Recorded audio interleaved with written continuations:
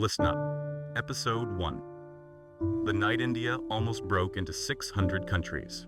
In 1947, India wasn't becoming free. It was about to shatter into 565 countries. And one man made a decision that stopped the biggest breakup in history. Close your eyes for a moment. It is August, 1947. The British are leaving. The Union Jack is coming down. India is supposed to be free. But behind the celebrations, something terrifying is happening. 565 kings are sitting inside their palaces, all thinking the same dangerous thought. If the British are gone, why should I obey anyone? Because here's what no one tells you. India was not one country. It was more like a broken WhatsApp group. Some areas were ruled by the British, but nearly half the land was controlled by royal families. Real kings with armies, flags, and gold thrones. Hyderabad had its own currency. Kashmir had its own prime minister. Junagadh's ruler was richer than most European nations. This was not one India. This was 565 ego-filled kingdoms stuck on the same map. Then one day the British said, "We're leaving. Good luck." And suddenly every king had three choices: join India, join Pakistan, or declare independence and remain king forever. Many of them laughed. Why should I give my kingdom to Delhi?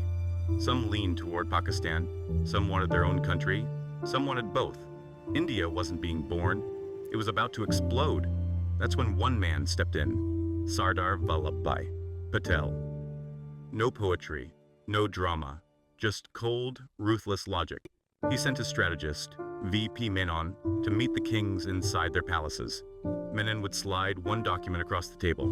"Sign this, join India," and then quietly add, "or lose everything." Some rulers understood. They signed, others didn't. Hyderabad declared independence. India sent tanks. Junagadh tried to join Pakistan. India took it back. Kashmir hesitated. Pakistan invaded. India fought a war. This is the part they don't teach you. India was not stitched together with peace. It was stitched together with pressure, fear, and force. And somehow, it worked. India survived. But the country that emerged was messy. Different languages, different religions, different cultures, all trapped inside one political system.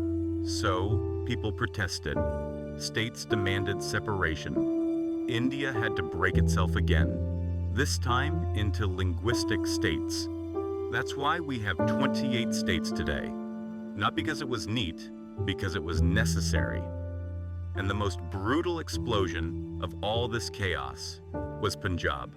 One land, two nations, millions running for their lives.